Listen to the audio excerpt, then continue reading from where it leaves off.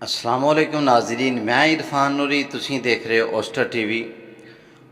अल्हम्दुलिल्लाह मैं तुहाडे नाल कल वादा कीता सी कि मैं अगली वीडियो दे विच दस्सांगा कि मैं टोटल यूट्यूब ते किन्ने महीने काम कीता और मेरा चैनल किन्नी देर दे विच मोनोटाइज होया और मैं टोटल किन्नियां वीडियो लगाइयां होईयां ने यूट्यूब चैनल दे उपर और इस तो हट के किहड़ी मेरी वीडियो है जिहड़ी सब तो ज़्यादा वायरल होई। मैं तुहाडे नाल कल वादा कीता सी, अज मैं सारे दोस्तां दे नाल शेयर करना चाहना। काफ़ी सारे दोस्तां ने मैसेज कीते ने और काफ़ी सारे दोस्तां ने मैनूं कालां करके पुछ रहे ने कि नूरी साहब तुसीं दस्सिया नहीं कि किन्नी देर होई है तुहानूं चैनल बनाए हुए और किन्नी देर हो गया तुहानूं चैनल ते काम करदिआं। मैं वो सारियां गल्लां अज तुहाडे नाल शेयर करना चाहना क्योंकि तुसीं लोकां ने मेरे नाल बड़ी मुहब्बत की है, बड़ा प्यार किया, बड़ी सपोर्ट की है।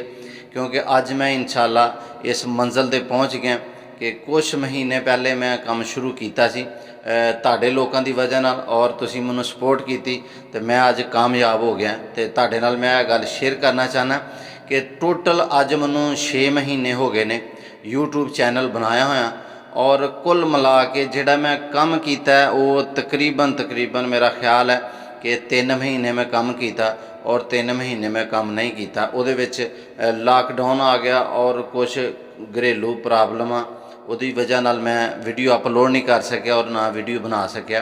तो टोटल जिहड़ियां अज तक मैं वीडियो लगाइयां होईयां ने वो 41 वीडियो ने मेरियां और इस तो हट के जिहड़ा मेरी सब तो ज़्यादा मेरी वीडियो वायरल हुई वो है मेरा अपना इंटरव्यू। मैं अपने बारे में दस्या होया कि मैं ये चैनल क्यों बनाया और इस चैनल बनाने का मकसद की सी। इस तो हट के उहदे विच मैं काफ़ी सारे दोस्तों वालों दस्या होया कि मैं इन्होंने प्रमोट करना चाहना। वो मेरा इंटरव्यू काफ़ी हद तक जिहड़ा ना वो वायरल होया, उहदी वजह नाल काफ़ी वाच टाइम मिलिया, काफ़ी सबसक्राइबर मिले और काफ़ी व्यूज़ मिले, जिहदी वजह नाल अज मैं अल्हम्दुलिल्लाह कामयाब है। तो इस तरह ही नाजरीन तुसीं मेरी वीडियो नूं ज़्यादा तो ज़्यादा दोस्तों दे नाल शेयर करना और ज़्यादा तो ज़्यादा मेरी वीडियो देखनी है। क्योंकि जिस तरह पहला तुसीं मैनूं सपोर्ट की है, तुसीं पहला मुहब्बत की है, तुसीं पहला प्यार किया और मैनूं जनाब मेरी तवक्को तो वध के तुसीं मेरे नाल मुहब्बत की है। मैं सब दोस्तों का जिन्ने व्यूज़ ने जिन्ने गाइज ने उन्होंने मैं सारिਆਂ दा दिल तो मशकूर है और सारिਆਂ नूं मुबारकबाद पेश करना कि अज मेरा चैनल मोनोटाइज हो गया। तो मैं सारे दोस्तों का बहुत मशकूर हैं और बहुत ज़्यादा खुश हैं। तो जी नाजरीन, अगर ये तुहानूं साडी वीडियो अच्छी लगी है इनू दोस्तों के नाल ज़्यादा तो ज़्यादा शेयर करया करो, लाइक करया करो और अगर साडे चैनल ते नवे हो तो साडे चैनल नूं सबसक्राइब करो।